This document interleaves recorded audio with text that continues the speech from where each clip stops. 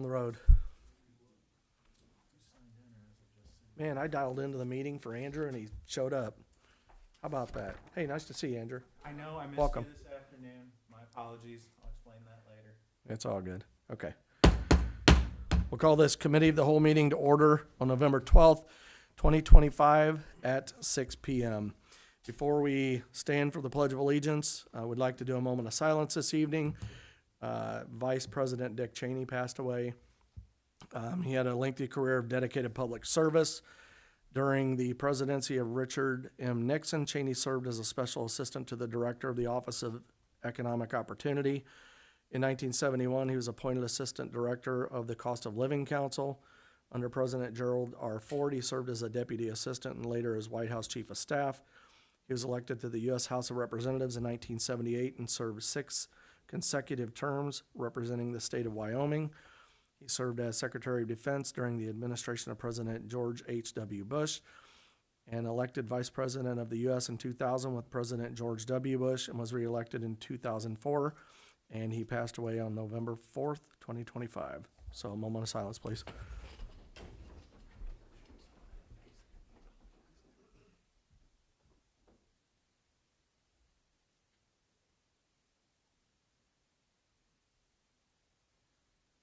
I pledge allegiance to the flag of the United States of America and to the republic for which it stands, one nation, under God, indivisible, with liberty and justice for all.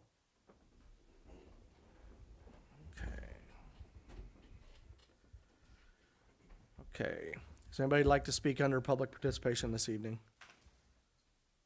Okay, for the record, there is no public participation. The first item on the agenda is item number 4, Shane Remmert with CMT, the Community Pavilion bid results. Shane, you want to step forward?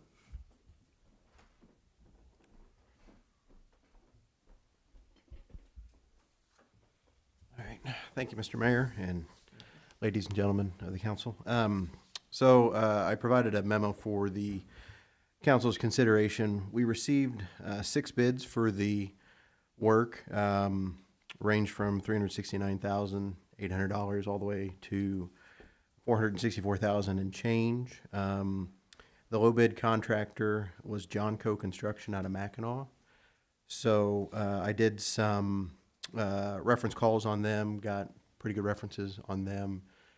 Nothing that would be any kind of red flag. So there's 2 things that we look at for a bid. One is it responsive? That means does it meet all of the checklist items we're looking for the bid? The other one, are they a responsible bidder? And we do those reference calls just to see if there's anything that would deem them a non-responsible bidder. Both of those things check out. So according to the bidding documents, we say that if the owner is going to award the project, it'll go to the lowest responsible bid, and that's John Co. Construction. So the low bid was $369,400. The engineer's estimate was $380,000.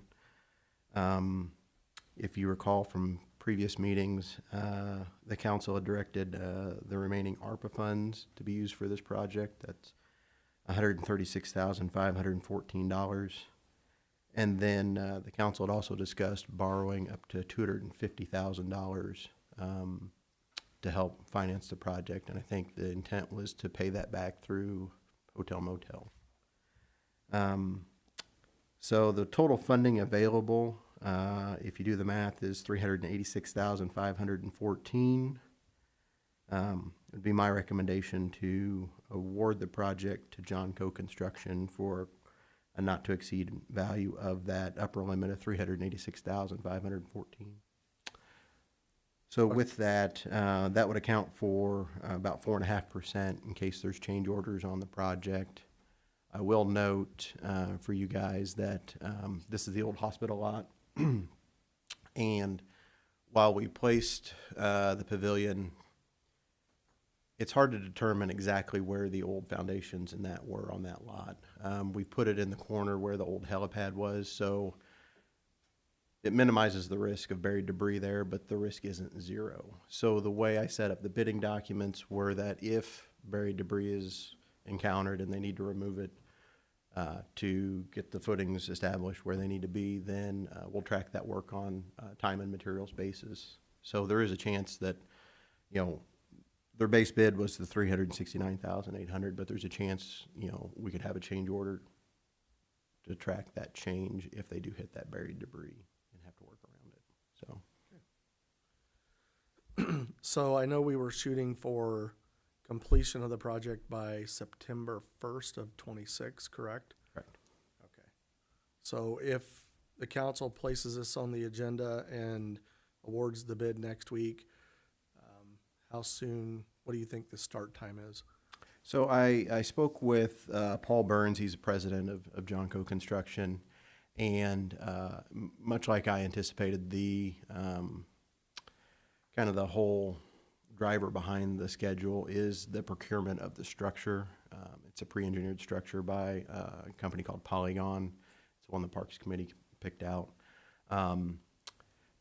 That whole procurement process is a 4 to 5 month process, so they're really not going to get started until they know that structure's on its way. So this would be like a spring start, maybe an April start, with getting the footings ready, structure coming in May. But this is all kind of subject to the final approvals and getting that fabricated. Okay. The reason I ask is because the treasurer and I were talking about this, and the treasurer can speak for himself, but the idea behind the question is that we don't want to actually borrow the money until we need it. Otherwise, we're paying on money that is not being used. Mr. Treasurer, anything to add on that? Yes, Mayor, that's correct. So I guess what I would like to know is when will we first need to start spending money or paying the Yeah, contract? so once we get them under contract, they might have a small application for payment to cover their bonds and insurance and that to get started, but I wouldn't anticipate any large requests for payment until we get into that probably April or May. Or May. Time period. And we could begin with, in fact, we would begin with the ARPA money, because that's been set aside for that. So the steel structure is I think like 119,000 was the last quote I saw on that. So that would be the first thing that they probably need to ask for. So it sounds like you have ARPA funds available to get them We do, well on their way. we do, and that would cover that. Okay. Questions? Ms. O'Donohue? Is there electricity run to this, or is that something extra that's gonna have to be done? So the way we set up the documents, and again, not sure what the bidding climate was going to be and where this was going to be. We had excluded electricity from this, but we had we showed conduit like under concrete and to the column, so that way it could be run in the future. Now there's a possibility if we get into the project and there's no unforeseen costs and that kind of stuff, we could work with the contractor about adding that by change order, and with the attempt to stay underneath that funding limit that we have there. Yeah, the idea there was that the cost of the pavilion had gone up since we had our initial conversation. So when we were trying to be as frugal as possible, we just felt that we'd lay in the conduit, but then the wiring could be put in later if we didn't get to it in the project. So, And that could even be hired locally to do. okay, other questions for Shane? Okay, place this on the regular agenda for next week. The awarding of the bid to Johnco Construction in the amount of $369,800. Right? Yeah, I was going to ask that too. Oh, the 386,514. Right, not to exceed 386,150. Yep. Not to exceed $386,514. Okay, we'll place that on the regular agenda. Okay, thank you, Shane. All right, thank you. Okay, the next item up on the agenda is Campus View Drive sewer construction. Mr. Bounds. All right, so engineering is finally complete for the Campus View Drive sewer for both the 100 and 200 and 300 blocks. What we're looking at is a direct replacement on the 100 block that will replace what is there and tie in the homeowners as we go. There is a potential to save quite a bit in the 100 block. Once we have the contractor on site, they are going to be able to jet it to an extent that we were not comfortable with without having a contractor on site ready to start work, and we may be able to line that side. There's no guarantee of that, but it has the potential to shave 200 or 300 off the estimate, 2 or 300,000. So it'd be great if it works out that way. The 200 to 300 block is a little more convoluted. The sewer on that side will be installed in the easement that we have previously discussed in what is considered the front of their houses. Everyone else here would consider it the back, towards open arms. Total project impact. Engineer's estimate comes in at $965,000. I have written this memo around $1,158,000, including a 20% contingency. The ask for this is to give Mayor Welch the ability to sign any documents, bids that come back on an RFP that would be issued. The reason we're asking for it like that is there is a rough timeline outlined in the memo that we're ready to send into the EPA for permit approval to actually construct the new sewer here in December. And then the rest of it lays out. They've got a 90-day review window where they get to make any design alterations that they're looking at for XYZ, whatever IEPA comes up with. Once we've got that, we'd be looking at going for RFP as soon as we have that. But worst case scenario would be April of next year.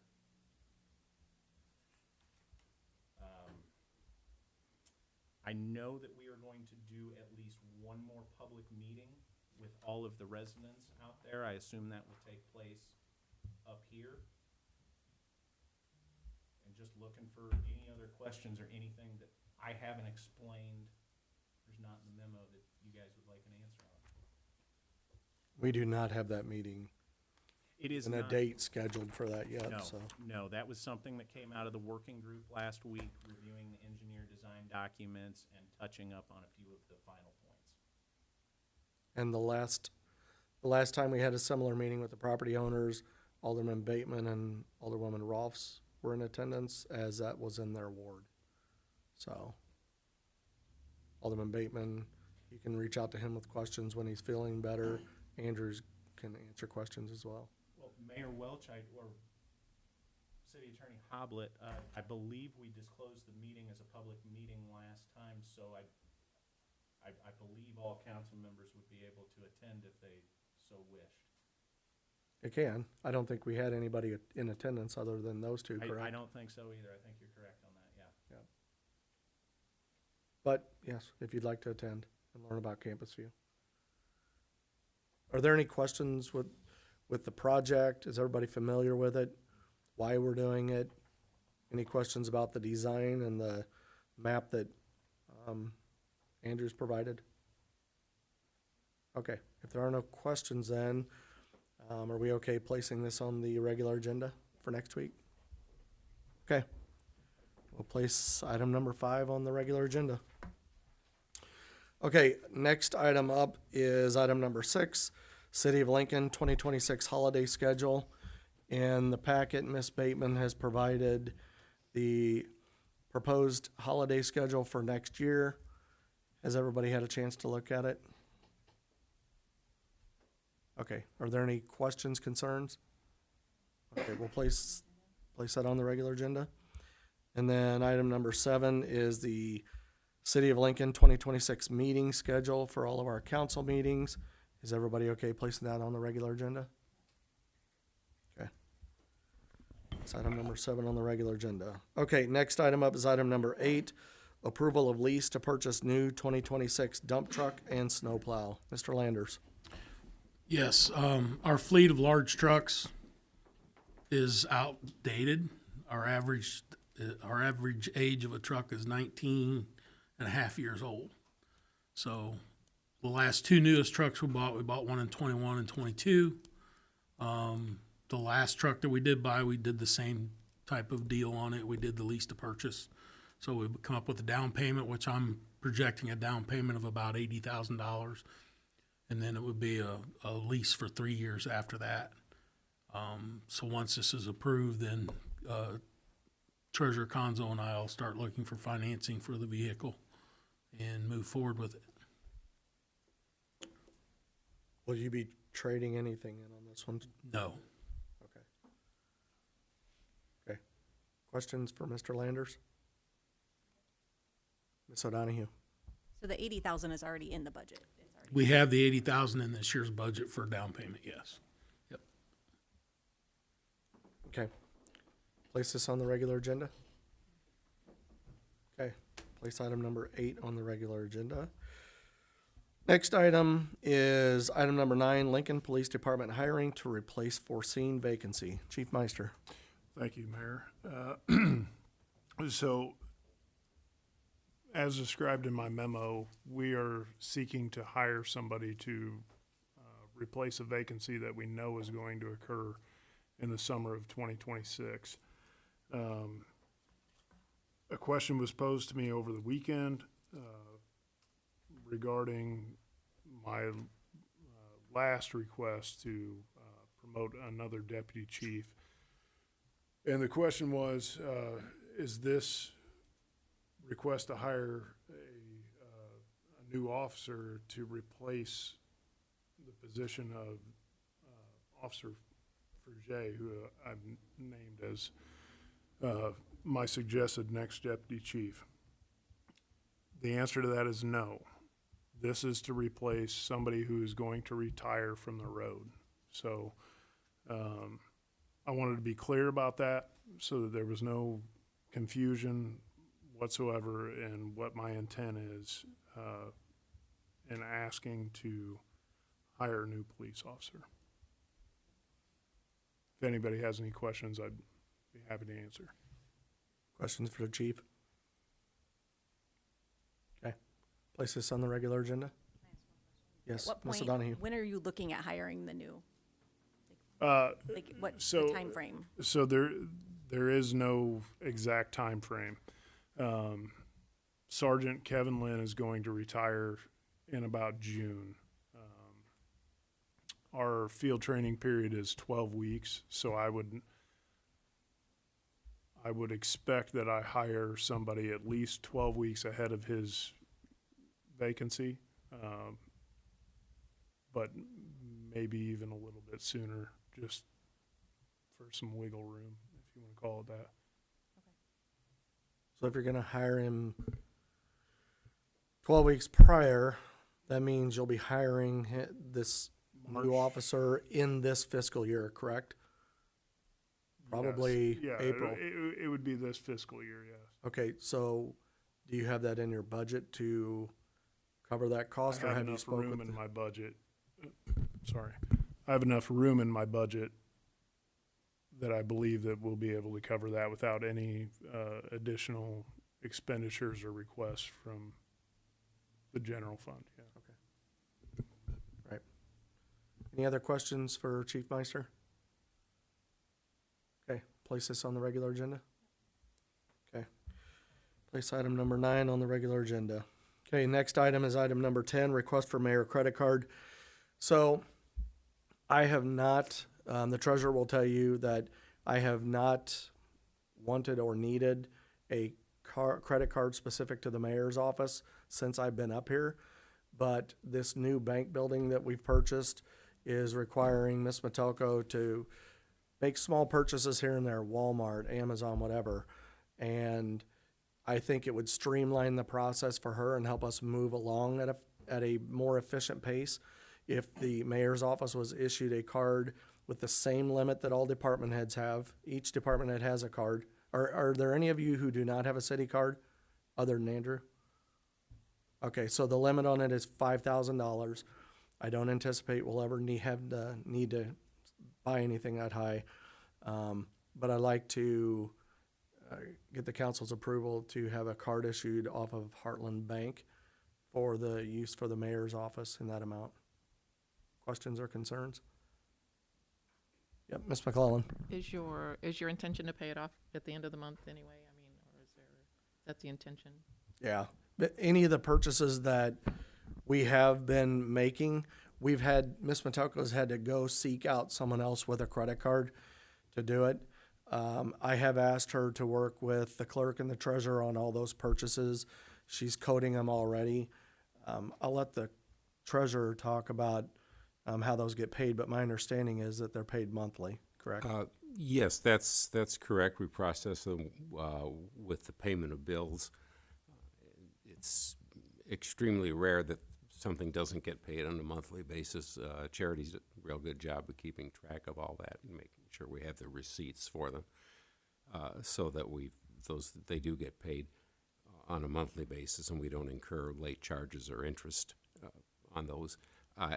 I guess the question I had is, since Ms. Matelko is new to this process, is she aware that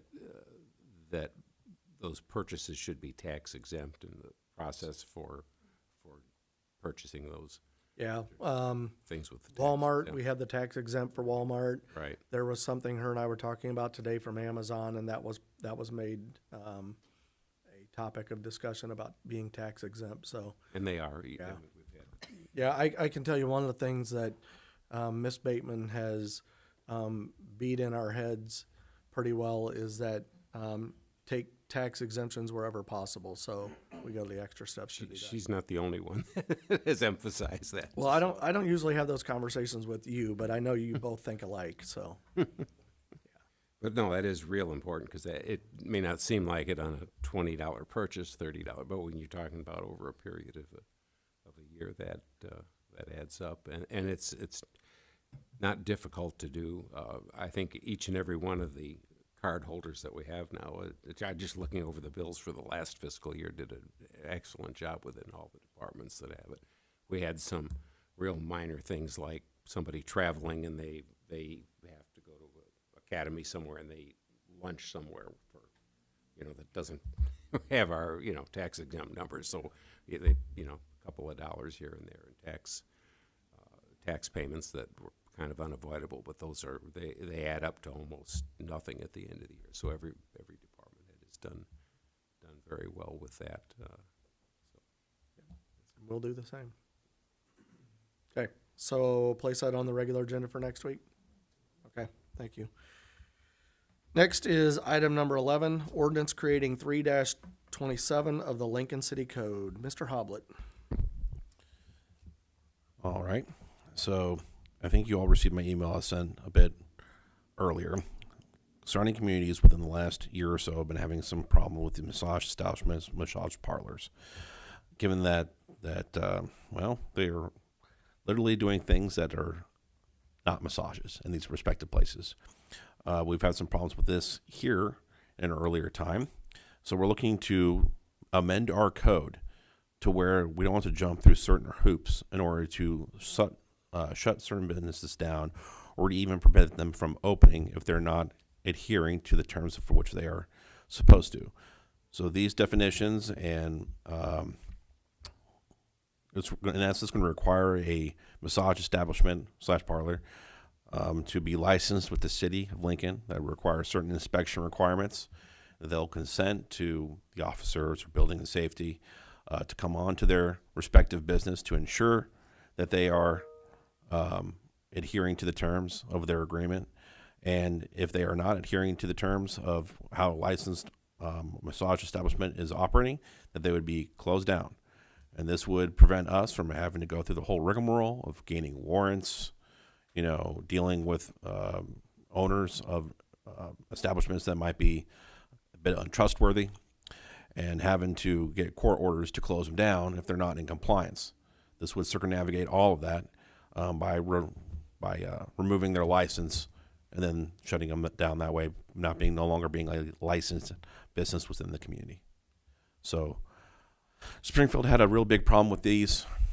I know of within the last year or so, some other ones around have also had some issues. So these regulations have been popping up because of this problem. If you want to get into the nitty-gritty as to why this is becoming a problem now, you're free to talk to me, after the meeting.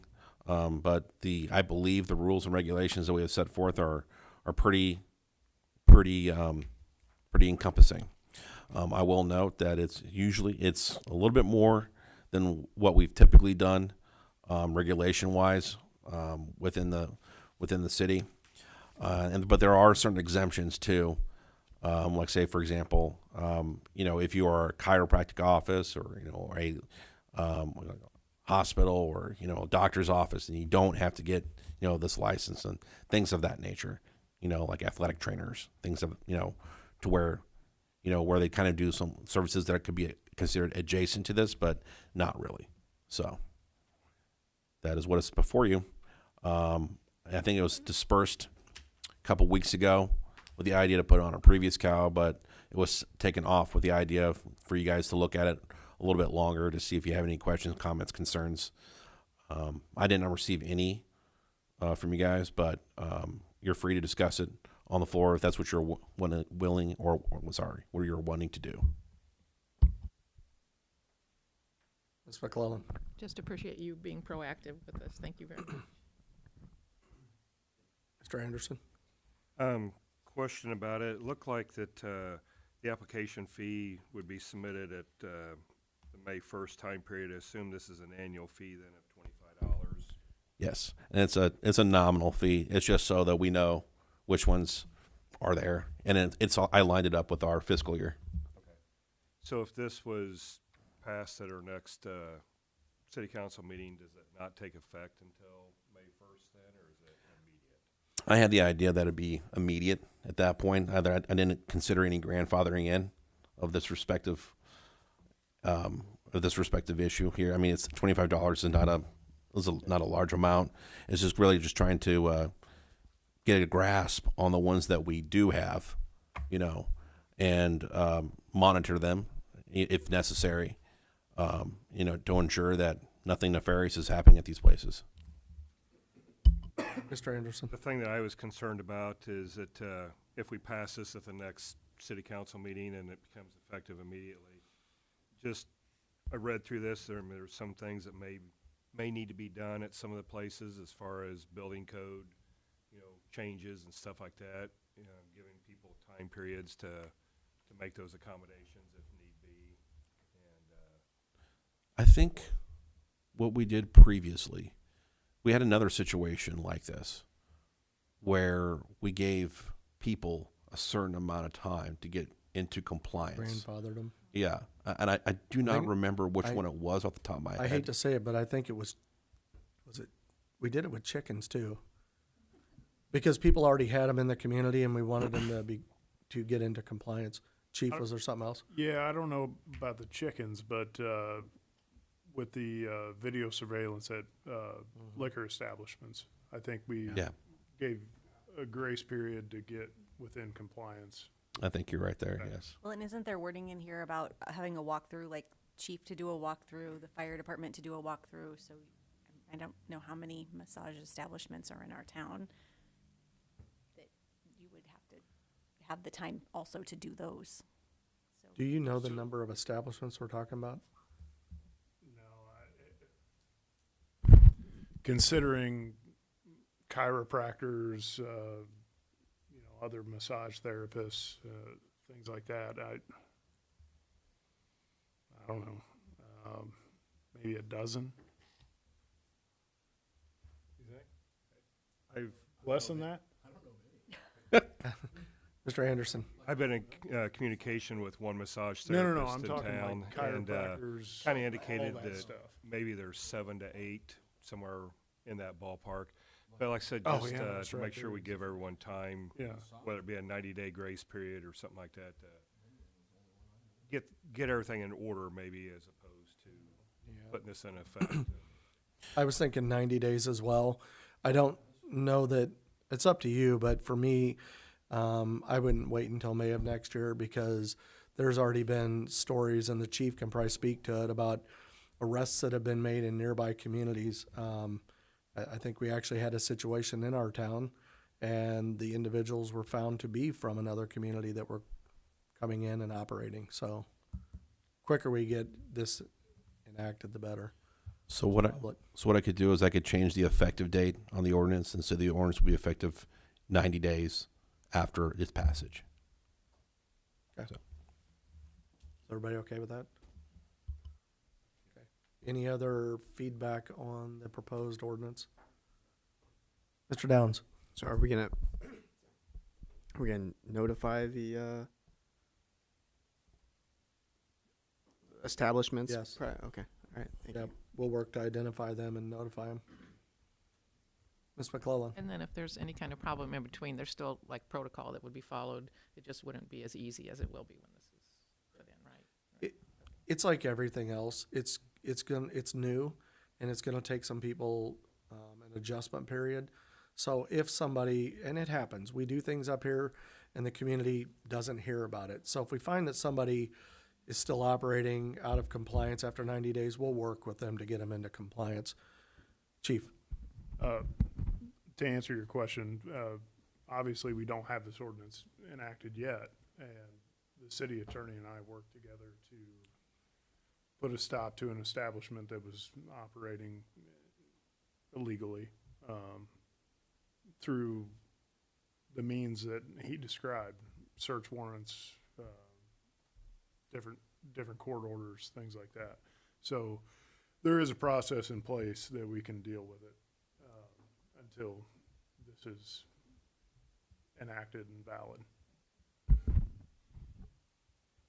Okay, so place this on the regular agenda?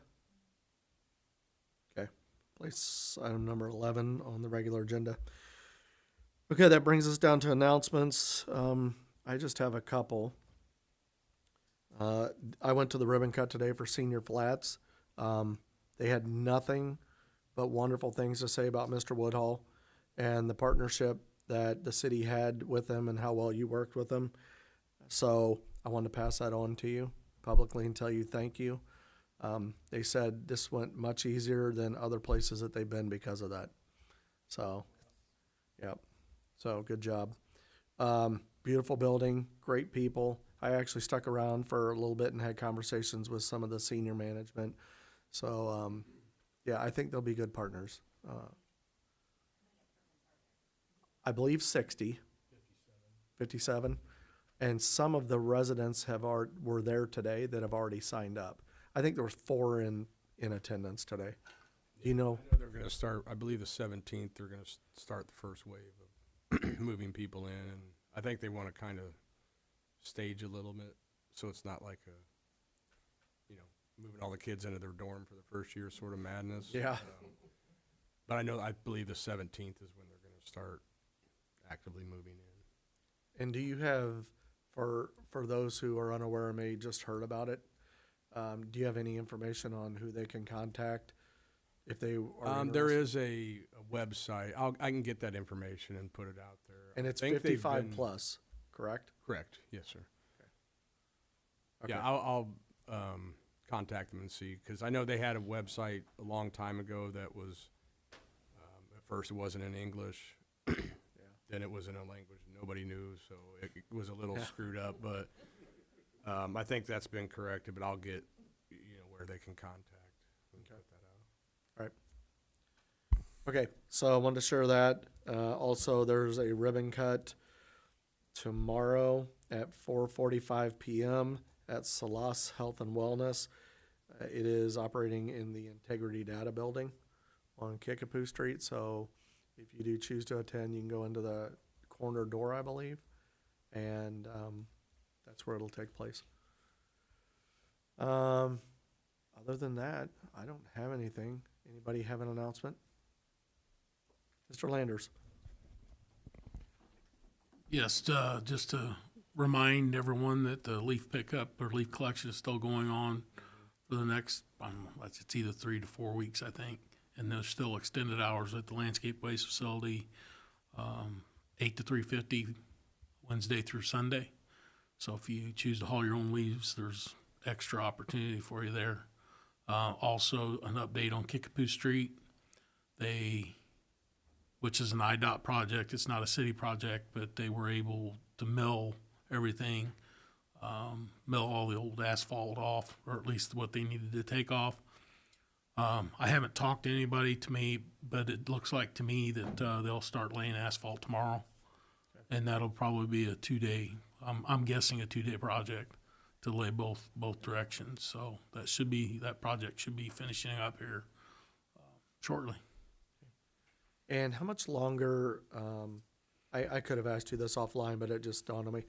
How much longer are they gonna be doing sidewalks throughout the community? So they have one target left. They finished up over on 6th Street last week, and then they still have one side of Clinton Street to do over in the 600 block. So, but they have not started on that one yet, but that's all they have left to do.